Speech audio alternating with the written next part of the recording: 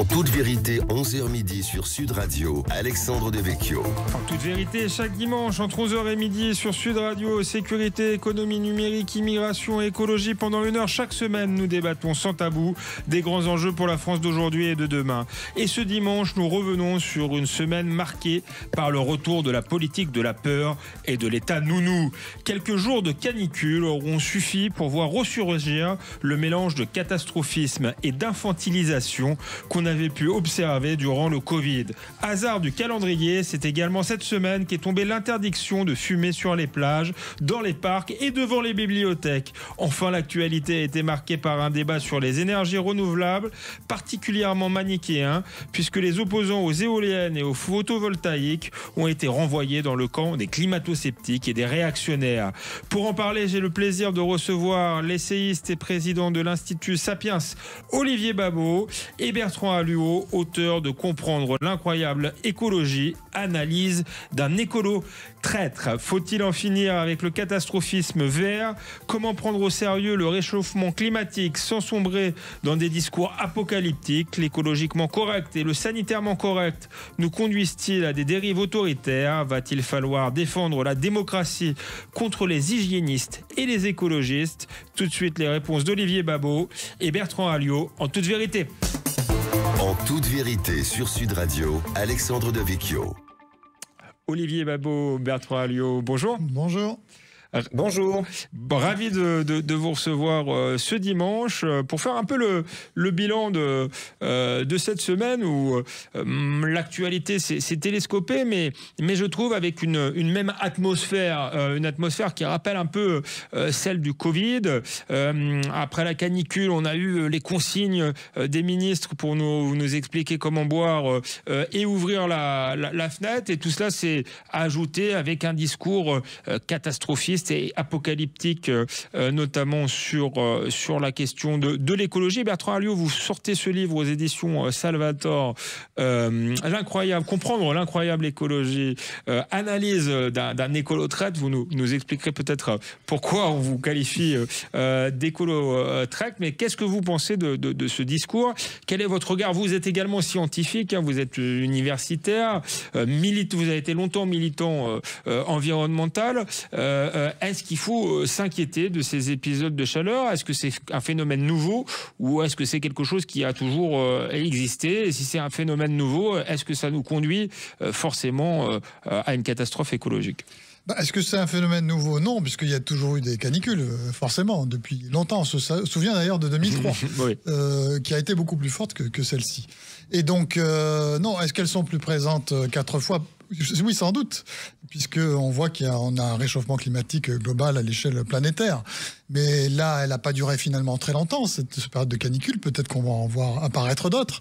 Mais la question, c'est est-ce qu'on peut les passer en toute sérénité sans tomber tout de suite dans des psychodrames, quoi. On a vraiment l'impression à chaque fois que le ciel nous tombe sur la tête, quoi. Et donc là, c'est pas tellement le cas. Donc on s'est finalement, on s'est protégé pendant ces quelques semaines. Je pense que beaucoup de gens ont quelques jours même, d'ailleurs. Quelques jours, exactement. Et puis d'ailleurs, on a perdu 10 degrés, je crois que c'était hier ou avant-hier, en l'espace d'1 heure quasiment. Et je pense que tout le monde est sorti de cette crise et l'a déjà oublié, en fait. C'est cette capacité à oublier les crises qu'on ne fait que faire grossir par la parole. Mais qu'est-ce que vous répondez à ceux qui disent quand même c'est le symptôme d'une crise plus structurelle? Non, mais quelle est la crise? Moi, je veux bien, c'est ce que je raconte dans mon livre. Oui, il paraît-il, il y a une crise écologique, mais il faudrait qu'elle ait des conséquences très fortes. Une crise, c'est un mot très fort, vous voyez. On fait des politiques aujourd'hui très, très radicales dans le cadre du pacte vert, d'accord? Pour se sortir d'une crise. Mais il y a toujours une augmentation de la population mondiale, une amélioration du niveau de vie et de l'espérance de vie à l'échelle planétaire.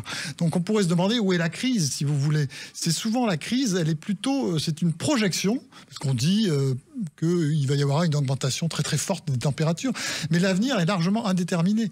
Pour l'instant, on est dans des situations qui ne nécessitent pas de faire des politiques radicales. Et même les politiques qu'on fait anti-CO2, les grandes politiques de décarbonation, ce sont des centaines de milliards d'euros qui sont mis sur la table, qui sont dépensés. Elles n'ont servi à rien jusque-là, puisque je vous signale qu'il faut faire diminuer le CO2 dans l'atmosphère.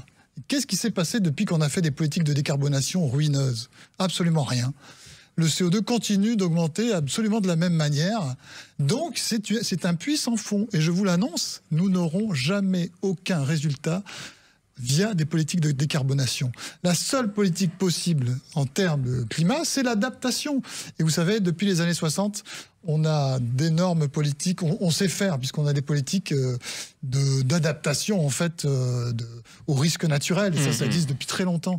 Donc il suffit de se protéger. Mais vous savez, l'organisation des villes, entre l'Espagne et la France, par exemple, il y a une grosse différence de température.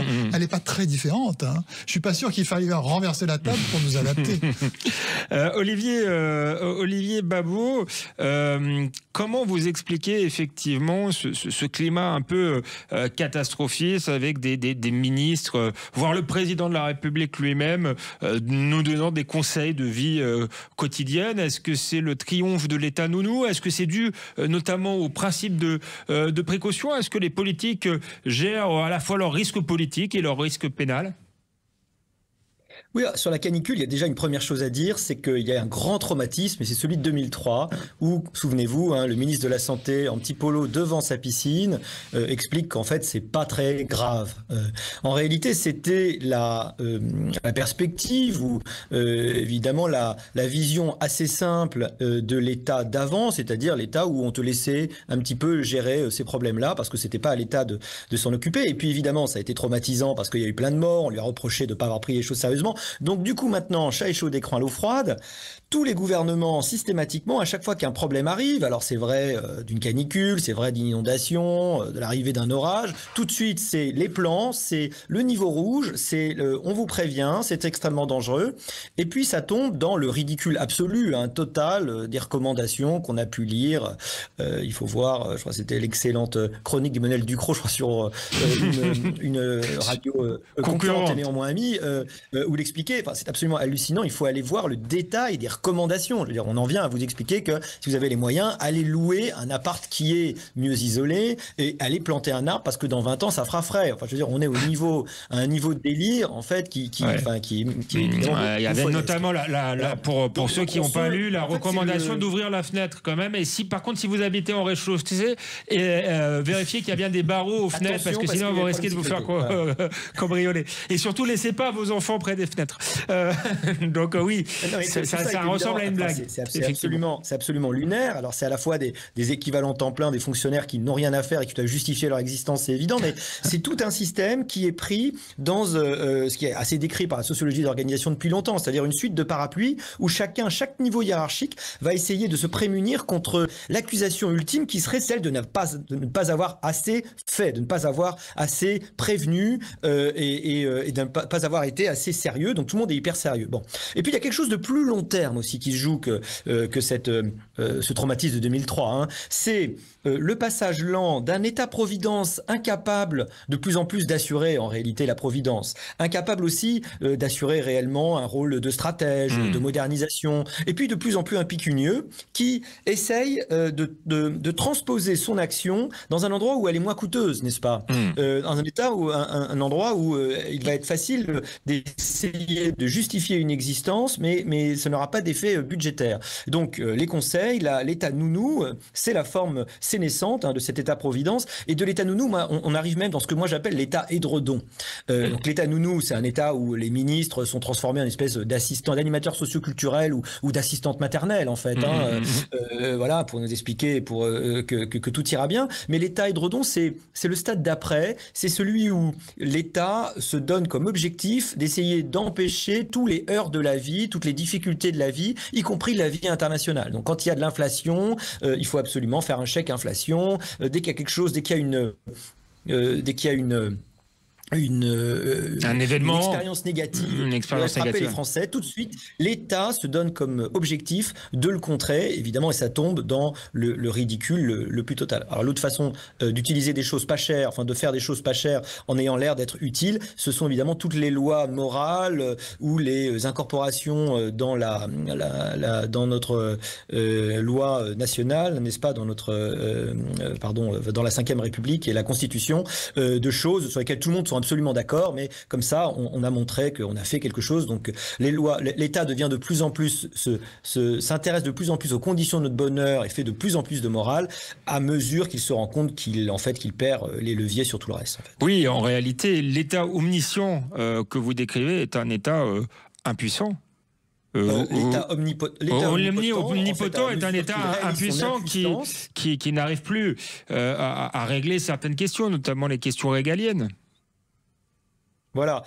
Plus il est absent dans le régalien, plus il va descendre dans l'animation socio-culturelle, dans l'organisation de fêtes, dans l'injonction morale, dans l'organisation de notre vie courante et dans les petits conseils qui se veulent bienveillants pour essayer de dire désespérément, mais regardez, voilà, il y a un gouvernement, il gouverne, il est utile, il intervient dans vos vies, alors qu'évidemment, toute personne normalement constituée hausse les épaules, éteint, comme je l'ai fait depuis longtemps, la radio et la télévision, quand on entend les insanités de conseils répétés à l'envi.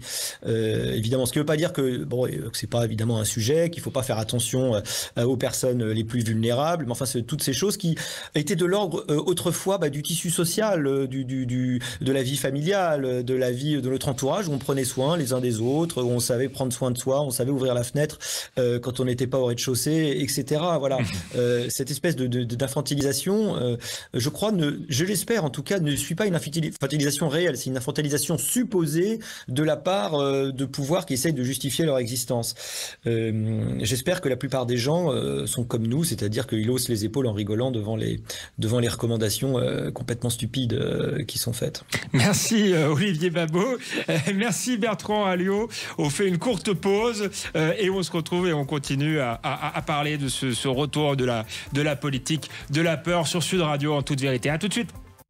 En toute vérité, 11h midi sur Sud Radio, Alexandre Devecchio. Nous sommes de retour sur Sud Radio en toute vérité. Ce dimanche, on revient sur cette semaine marquée par une atmosphère de catastrophisme, je n'arrive pas à le dire, une atmosphère apocalyptique et en même temps un État omnipotent, un État nounou et un État en même temps très moralisateur. J'ai envie de vous dire, Bertrand Alliot, je rappelle que vous êtes l'auteur de Comprendre l'incroyable écologie, analyse d'un écolo traître. Et justement, ce qui est paradoxal, c'est qu'à la fois, il y a un discours vraiment, j'ai dit, terrifiant, et en même temps, on ne veut pas trouver de solutions qui peuvent apparaître de bon sens. Je pense notamment au débat qu'il y a eu sur la climatisation.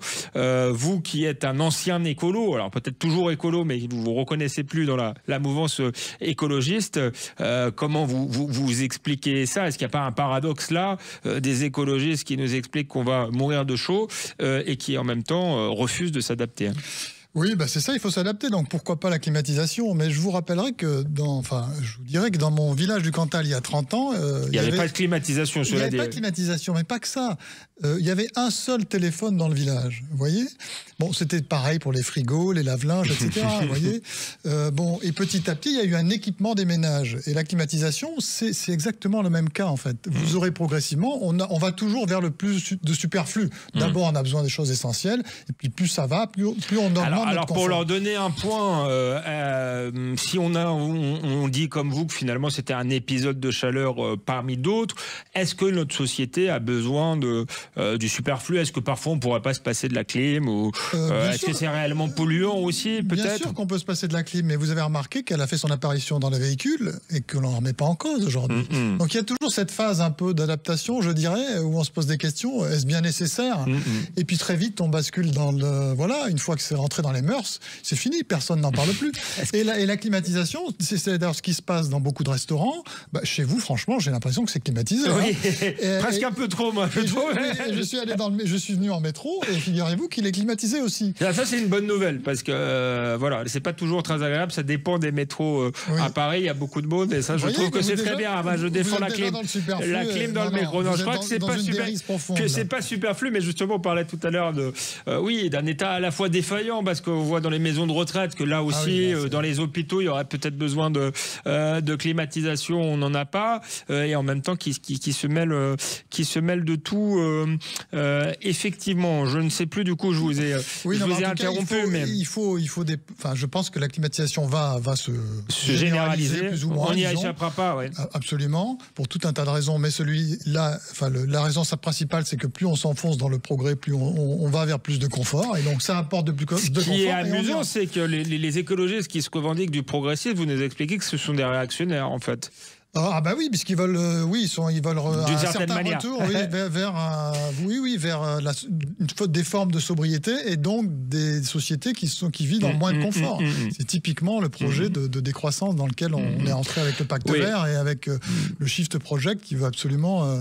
Cela dit, du confort dans les hôpitaux, là où c'est nécessaire, dans les maisons de retraite. Mais est-ce que sur la décroissance, est-ce qu'il n'y a pas des choses à prendre des écologistes? Est-ce qu'on ne surconsomme pas tout de même aujourd'hui? Et même si on met de côté la question du carbone, du réchauffement climatique, est-ce qu'il ne serait pas plus sain de produire sainement, de produire un peu plus local? Oui, ça je suis complètement d'accord. Le problème, c'est notre capacité à réaliser ça. C'est-à-dire qu'en fait, à partir du moment où on est dans une société d'abondance, c'est-à-dire où il y a de l'énergie de façon abondante et pas trop chère, vous allez avoir de la consommation assez élevée, qui sera à des niveaux assez élevés. Si vous voulez, c'est l'abondance qui crée finalement le gaspillage. Et on gaspillera toujours, ou on sera toujours dans le superflu si on vit dans une société d'abondance. Donc c'est très difficile de limiter, par exemple, il y a effectivement des politiques à mener sur les déchets, puisqu'on parle que du CO2 toute la journée. Vaut mieux parler de vrais sujets environnementaux comme les déchets, par exemple. C'est quelque chose qu'on n'arrive pas à diminuer au fur et à mesure de l'augmentation des richesses d'un pays. C'est très difficile de maîtriser ça, précisément parce que les sociétés d'abondance créent du déchet. De même que dans la nature, vous avez beaucoup de production naturelle, je ne sais pas, de fruits, etc. Vous aurez énormément de gaspillage. Les oiseaux, par exemple, vont en laisser énormément par terre. Vous voyez ce que je veux dire? Plus il y a de la rareté et moins on gaspille. Donc c'est les mêmes choses dans les sociétés humaines. En fait, contrairement à ce qu'on croit, c'est difficile de maîtriser ça. Mais évidemment qu'il faut agir sur les politiques environnementales pour améliorer nos traitements des pollutions, des risques, des nuisances, le bruit, on pourrait penser au bruit évidemment, à la pollution lumineuse. Il y a des gros progrès à faire sur la pollution lumineuse dans les villes par exemple, mais on n'en parle pas puisqu'on est obsédé et on met des centaines de milliards d'euros sur des choses qu'on ne maîtrisera jamais. Donc c'est ça qui est fascinant, c'est avec l'écologie on oublie complètement les sujets environnementaux. Et c'est assez déprimant parce que là, vraiment, on pourrait faire progresser. Olivier Babot, je reviens avec vous sur cette polémique autour de la climatisation. Est-ce qu'il y a une haine du progrès chez certains écologistes? Et est-ce que, à contrario, tout progrès technique est forcément un progrès moral ou un progrès pour la société? Mais regardez, le drame est dans votre question. Vous dites chez certains écologistes, mais en fait, le grand problème, c'est que ce terme d'écologiste a été préempté, a été détourné, phagocyté par évidemment des gens qui ont en réalité un agenda politique et qui apportent dans l'écologie une vision avant tout dogmatique à beaucoup d'égards. Et ça fait extrêmement de mal au combat écologique. Moi, j'ai pas peur de dire que nous sommes tous aujourd'hui écologistes. Nous sommes tous convaincus de l'importance de faire attention à l'empreinte de l'être humain sur l'écodiversité, sur l'environnement. Nous sommes convaincus du problème de l'action humaine sur le climat, en tout cas, j'espère la plupart d'entre nous, et du fait qu'il nous faut réagir. Le grand problème, c'est qu'en effet, nous avons l'impression que et on nous a rangés dans cette opposition-là, que dès qu'on essaie de promouvoir d'autres solutions, des solutions qui ne sont pas les solutions dogmatiques, qui sont en réalité les solutions scientifiques, efficaces, parce que je crois vraiment qu'on est du côté de l'efficacité et du pragmatisme, eh bien, on nous accuse de ce qui est le nouveau blasphème, ce nouveau motif d'excommunication qui est, on serait climato-sceptique, alors qu'il ne s'agit absolument pas de nier, il s'agit au contraire d'essayer de dire, mais les solutions que vous apportez sont les solutions contre-productives. Si on parle par exemple des énergies pseudo-renouvelables, disons l'éolien et le solaire, qui sont alternatifs, vont de pair avec du gaz. En Allemagne, ça a obligé à ouvrir les centrales à charbon, ce charbon qui tue des gens à travers les rejets. Il faut le dire, il faut le répéter. Si on avait mis dans le nucléaire les sommes absolument hallucinantes qui ont été mises dans l'éolien et le solaire, on aurait aujourd'hui de l'énergie décarbonée à volonté et pilotable. Voilà ce qu'on aurait dû faire, voilà le pragmatisme, voilà la façon réelle de traiter l'écologie, c'est-à-dire une écologie de solutions. La vérité aussi, c'est que quand vous voyagez, malheureusement, vous vous rendez compte que la France fait des efforts, d'ailleurs diminue ses émissions, hein, mais elle est toute petite. Nous ne sommes pas grand-chose. Le grand problème du changement climatique, c'est que ce sont des actions mondiales qui ont des effets sur le monde entier. On a environ 2 milliards de personnes en Inde et en Chine qui vont sortir de la pauvreté pour arriver à la classe moyenne dans les années qui viennent. Et ça, c'est le grand problème de l'environnement et de l'évolution de la consommation énergétique, puisque ces gens-là, la première chose qu'ils veulent, c'est une climatisation, une voiture et voyager. Voilà. Ces 3 trucs qui vont évidemment augmenter leur bilan carbone.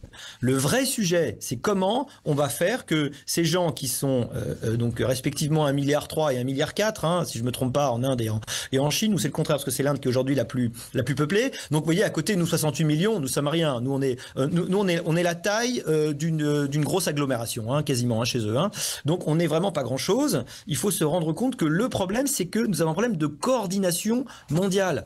Et je veux pas dire, parce qu'il faut toujours dire ça, alors, ça veut pas dire qu'il faut pas que la France ne fasse pas d'efforts, mais nous sommes 0,9% des émissions. Il faut donner l'exemple, il faut montrer qu'il y a des solutions scientifiques, mais malheureusement, tout ça n'est pas entre nos mains. Il faut que nous essayions et nous continuions à essayer de persuader le monde entier. Mais on persuadera le monde entier si on a des solutions d'efficacité. Donc si on se fait mal en disant on va réussir à survivre sans la clim, alors que le monde entier est sous la clim, il suffit de voyager pour le savoir, aux États-Unis et déjà partout ailleurs, mais non, je ne parle pas de Singapour, où sans ça c'est quasiment invivable. Il faut se rendre compte que ce sont des solutions, celles qui sont promues de façon idéologique en France, qui n'ont pas d'impact, ou pire, en général, elles ont un impact à contre-productif. Ouais. C'est réactionnaire, et c'est anti-progrès, c'est même, je vous dirais, anti-écologique. Il faut avoir le courage de le dire et de l'expliquer.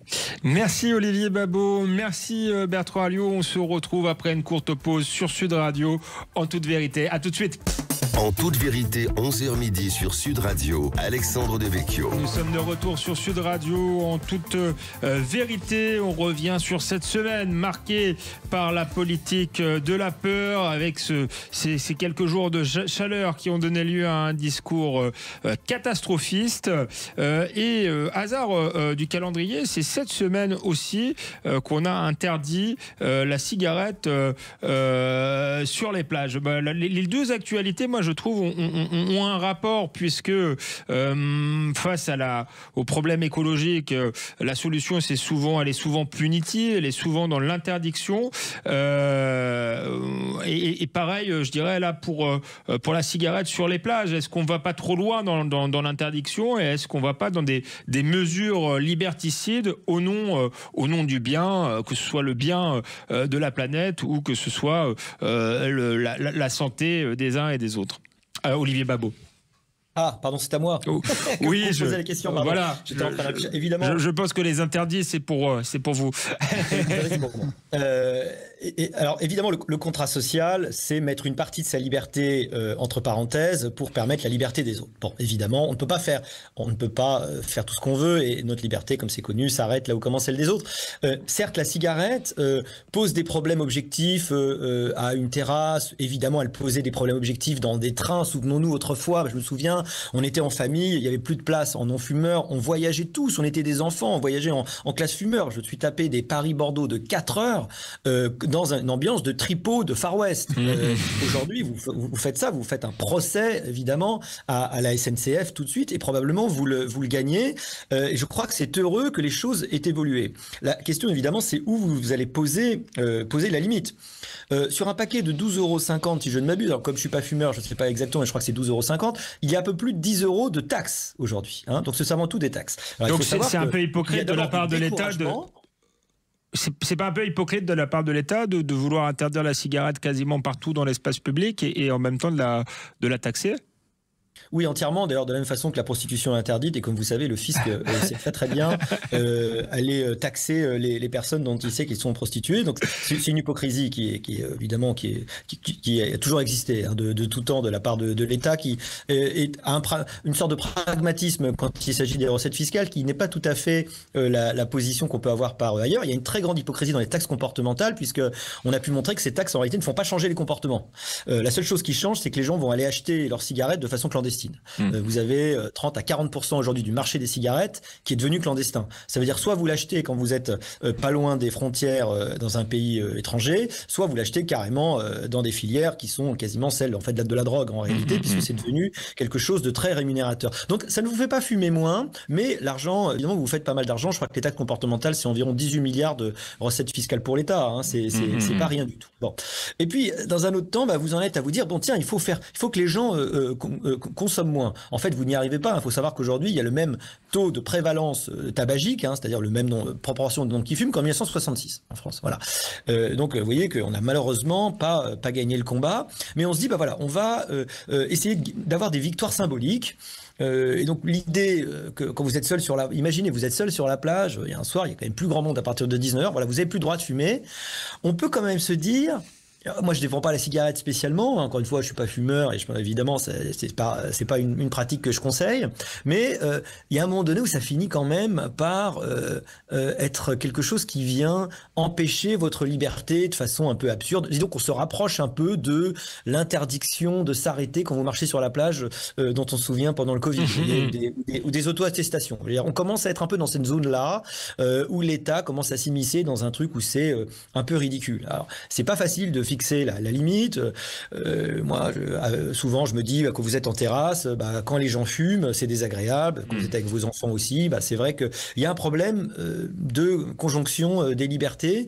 Mais sur les plages, je trouve que ça commence à être un peu beaucoup.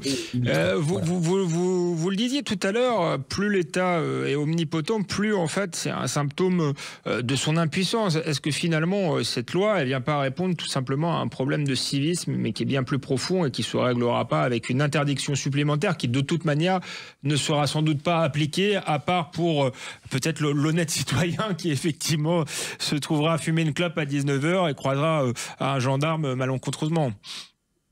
C'est une très bonne remarque, hein. Vous savez, c'est comme le vivre ensemble. On n'en parlerait pas autant si justement on ne vivait pas de plus en plus séparément. En fait, on ne parlerait pas autant de mixité s'il n'y avait pas une fuite éperdue en dehors de la mixité, parce que chacun cherche en réalité à l'éviter.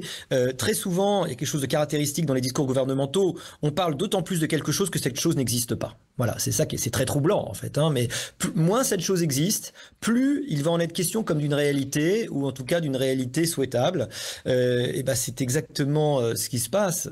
Se vivre ensemble, autrefois, cette politesse, ce civisme, où on avait demandé d'ailleurs quand on était à côté de quelqu'un, vous savez, typiquement, ça ne vous dérange pas si je fume, ou des choses comme ça. Toutes ces choses-là qui disparaissent vont faire qu'on va substituer à la politesse la force de la loi qui en général d'ailleurs n'est guère forte, car comme vous savez, il y a la lettre, il y a beaucoup de lois qui sont édictées, mais en réalité il y en a la plupart du temps qui ne sont pas respectées, hein. Est-ce que c'est Hobbes qui ne disait pas covenants without words are but words, c'est-à-dire les contrats ou les lois sans les épées ne sont que des mots.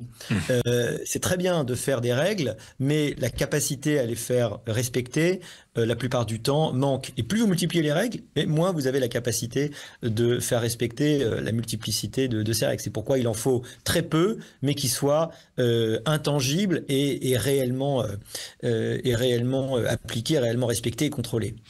Bertrand Alliot, je ne vais pas vous interroger sur la cigarette. Vous avez déjà assez d'adversaires avec les écolos, puisque comme vous le dites ironiquement, vous êtes un écolo de tract. Mais je vais faire le lien quand même. Est-ce que une certaine écologie nous mène tout droit vers des dérives autoritaires et une société de plus en plus liberticide ? Tout à fait, oui. Le problème, c'est que effectivement, l'écologie veut... Alors, je ferai une précision, puisque Olivier Babot disait tout à l'heure qu'on est tous écologistes d'une certaine manière. Moi, je propose qu'on change de mot, parce qu'à un moment donné, ça devient insupportable. Il a été tellement dévoyé que... Oui, et puis je crois que c'est vraiment trop... Maintenant, dès qu'on dit écologie ou écologiste, la température monte de 10 degrés. On n'en peut plus, quoi. Et en plus, comme on a des problèmes de climat. Donc, il faut reparler d'environnement. Avant, il y avait le ministère de l'Environnement. Aujourd'hui, on a un ministère de l'écologie. Et ce changement des mots n'est pas anodin, en fait. C'est un nouvel état d'esprit, l'écologie. Donc, moi, je propose qu'on soit des environnementalistes et des gens qui s'occupent de la protection de l'environnement. Mais effectivement, l'écologie va être très normative, veut davantage de réglementation, parce qu'en fait, elle veut, arriver à des formes de décroissance ou de simplicité, de sobriété, mais dans des sociétés qui sont encore dans des sociétés d'abondance. Comment vous imposez la sobriété alors qu'il y a toujours de l'abondance ? Les limites ne sont pas physiques. Elles doivent devenir administratives, de fait. Vous voyez ? Et donc, on a ce transfert de limites. On s'adapte normalement à des nouvelles conditions naturellement. Et pour s'adapter avec force et avec obligation, on invente des limites administratives sans arrêt. Et donc, c'est exactement toutes les politiques écologiques. Donc, j'ai une partie d'ailleurs qui est là-dessus dans mon dernier livre. Donc, oui, ça sera toujours punitif, mais comme l'a dit M. Babot, c'est de plus en plus difficile à mettre en œuvre et on a des résistances en fait. Les limites qui existent, ce ne sont pas, contrairement aux écologistes, des limites à la croissance. Celles qui émergent dans nos sociétés, ce sont des limites à la décroissance. Quand vous avez une révolte populaire, comme les Gilets jaunes, c'est une limite à la décroissance qui se manifeste. Voyez ? Donc les limites aujourd'hui, c'est celle-ci. C'est qu'aujourd'hui, ça devient insupportable, socialement et économiquement, d'avoir autant de règles édictées pour des raisons écologiques, et en plus, comme on l'a dit tout à l'heure, qui n'ont aucune espèce de réussite sur toutes les politiques écologiques. Il n'y a pas de résultat vraiment très, très probant. Vraiment, on n'a fait aucun résultat probant. En même temps, dans votre livre, vous dites qu'il y a eu beaucoup de progrès, justement. Il y a eu beaucoup de progrès, ce que j'appelle sur l'environnement. Donc, la qualité de l'air dans nos villes est bien meilleure qu'avant. Sur l'eau de surface, c'est la même chose, etc. Donc, les usines ne rejettent plus n'importe quoi. Même sur la biodiversité, vous dites qu'en réalité, il y a des bons résultats. Il y a énormément de progrès sur la biodiversité. Il y a des espèces qui reviennent tout simplement parce qu'on les a protégées. Et du coup, par exemple, la loutre, le castor, ce sont des espèces qui reviennent énormément. On m'engueule à chaque fois que je le dis, mais je le dirai quand même. Vous avez les lagnons blancs, aussi un petit rapace, les oiseaux d'eau, les ongulés sauvages qui sont maintenant dans nos villes. Les sangliers sont absolument partout. Les cerfs, les chevreuils, tout le monde observe ça. Mes grands-parents n'ont jamais vu tout ça. Là, récemment, ma cousine du Cantal me disait, mais tu comprends qu'il y a quasiment 90 ans, mais Bertrand, quand on a vu un sanglier débarquer dans le village, mais tout le village est allé le voir, parce qu'on n'avait jamais vu ça. Et aujourd'hui, ça fait rire tout le monde. Je veux dire, mes grands-parents sont morts sans voir ce que j'ai vu, moi, dans la nature, parce qu'énormément de rapaces, de choses sont revenus. Donc, il y a beaucoup de résultats des politiques environnementales et qui concernent aussi les politiques de la nature, sur la protection de la biodiversité. Mais après, tous les résultats, je dirais, en dehors de ça, c'est-à-dire qu'on veut aller encore plus loin, c'est-à-dire que le mieux est l'ennemi du bien. Aujourd'hui, pour faire comprendre, j'ai un exemple qui est très simple à comprendre. Sur beaucoup de questions environnementales, nous sommes sur notre poids de forme. Vouloir maigrir encore, c'est nous détruire. C'est mon message principal, en fait. On en est là. Donc, on est plus obèse sur beaucoup de sujets environnementaux. Donc, évidemment, c'est beaucoup plus difficile et coûteux de réduire encore. Merci Bertrand Alliot, merci Olivier Babot. On se retrouve pour la dernière partie de l'émission, En toute vérité, sur Sud Radio. À tout de suite. En toute vérité, 11h midi sur Sud Radio, Alexandre Devecchio. Nous sommes de retour en toute vérité sur Sud Radio avec Olivier Babot, président de l'Institut Sapiens, essayiste, et avec Bertrand Alliot, auteur d'un livre qui vient de paraître, qui est très intéressant, comprendre l'incroyable écologie, analyse d'un écolo traître. C'est aux éditions Salvatore. Voilà, on vous le conseille. Avant la pause, on parlait notamment de peut-être des dérives autoritaires d'une certaine écologie. On l'a encore vu un peu cette semaine, et pas seulement dans la bouche des écologistes ou de l'extrême gauche.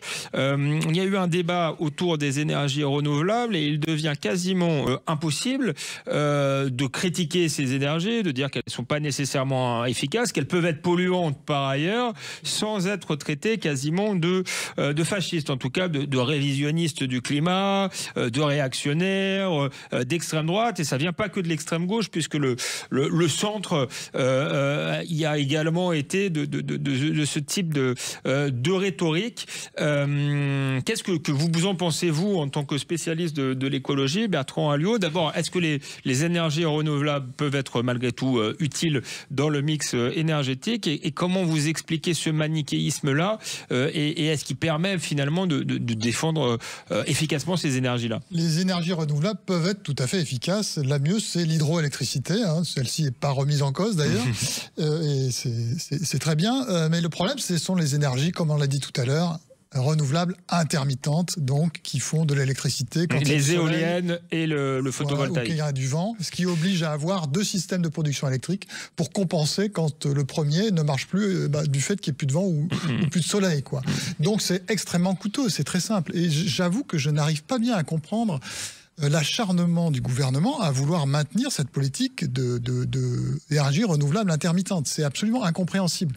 En fait, ils veulent qu'il y ait 2 jambes, le nucléaire, premièrement, et la deuxième jambe, les énergies renouvelables. Sauf que ce n'est pas très compatible à cause du fait que le nucléaire a beaucoup d'inertie pour augmenter ou baisser sa capacité de production, contrairement au gaz, comme disait M. Babot tout à l'heure.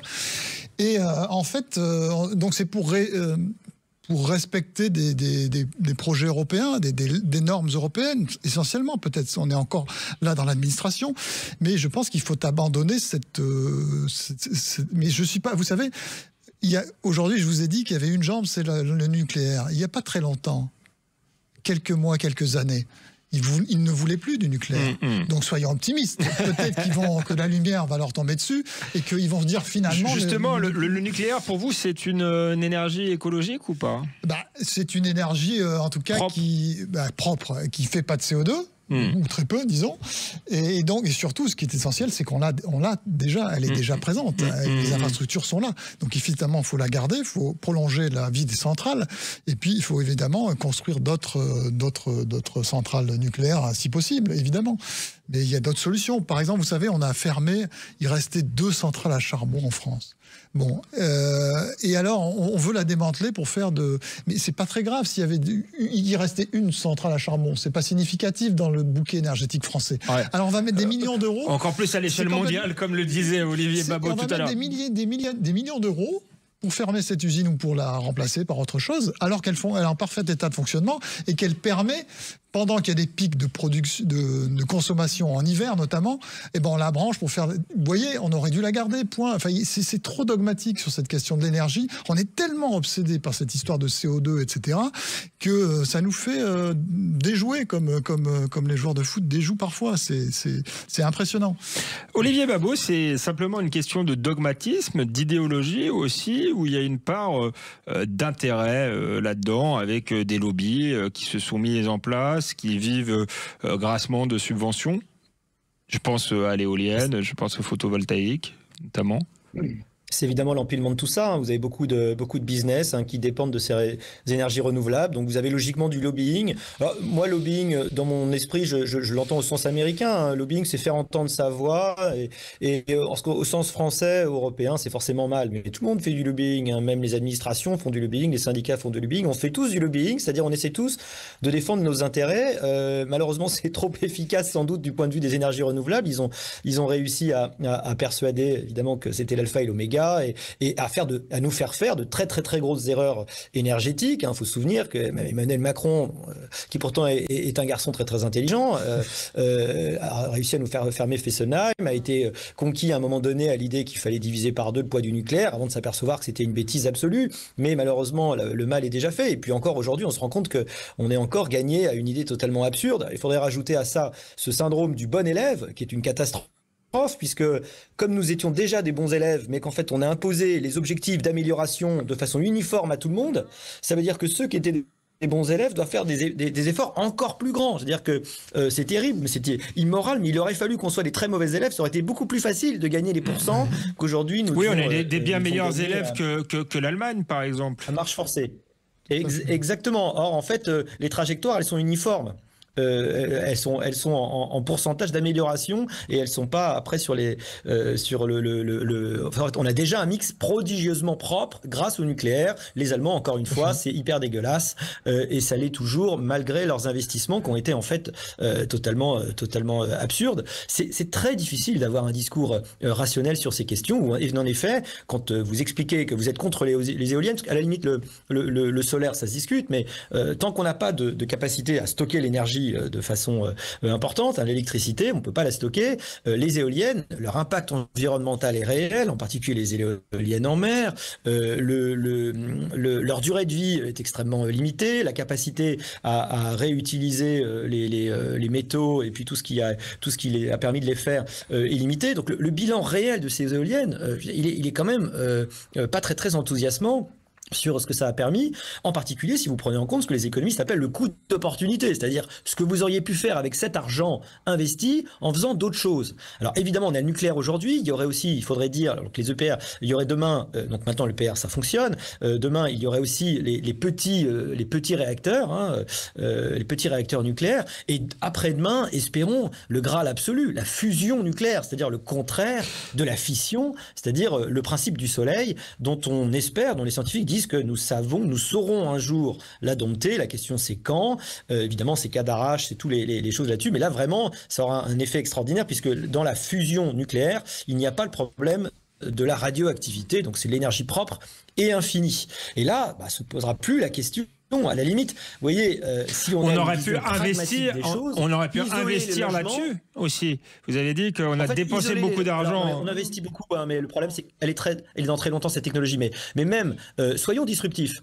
Il y a des spécialistes d'énergie qui m'expliquent que tout l'argent qu'on a mis dans l'isolation des logements, en gros, a été mal utilisé. Pourquoi ? Parce qu'en isolant les logements, il y a ce qu'on appelle, et ce que l'Allemagne a vu, c'est l'effet rebond. Quand vous êtes très isolé, en fait, vous consommez en fait assez peu d'énergie en moins. Pourquoi ? Parce que vous chauffez beaucoup plus. Voilà, c'est ce qu'on appelle l'effet rebond. Bon, donc en fait, vous avez mis beaucoup d'argent pour rien. La deuxième chose, c'est que isoler pour empêcher l'utilisation d'énergie qui était l'énergie propre du point de vue du CO2 comme chez nous, en réalité, c'est vraiment dommage. On aurait mieux fait d'essayer de décarboner encore plus notre mix. Mais comme notre mix l'est déjà, en fait, on avait déjà beaucoup d'avantages. On aurait dû, c'est un coût, encore une fois, d'opportunité. Il faut que les auditeurs comprennent. Cet argent, il aurait été mieux utilisé. C'est paradoxal. C'est pas intuitif, mais il aurait été mieux utilisé dans d'autres investissements, typiquement construire plus de centrales et plus tôt surtout pour arriver à répondre à la demande. Voilà, les questions énergétiques, elles sont complexes, souvent c'est contre-intuitif et malheureusement nous avons des idées toutes faites qui sont à côté de la plaque, y compris d'ailleurs chez nos dirigeants, et c'est pour ça que c'est un piège à décisions catastrophiques qui coûtent très cher, qui sont prises trop tard et qui nous coûtent collectivement énormément d'argent. Merci Olivier Babot, merci Bertrand Alliot, c'était passionnant, c'était ce dimanche la dernière de En toute vérité. Merci à Patrick Roger pour sa confiance ainsi qu'à toute la rédaction de Sud Radio, à l'équipe de la réalisation, merci à Annelise Ekman pour son soutien, Juliette Rioufol pour son aide, un merci tout particulier à Jean-Marie Bordré pour ses précieux conseils et m'avoir souvent suppléé et surtout être resté zen quand j'étais en retard ou que je donnais le thème de mon émission à la dernière minute. Merci surtout aux auditeurs pour avoir été fidèles au rendez-vous et peut-être à bientôt pour de nouvelles aventures. Bon été à tous.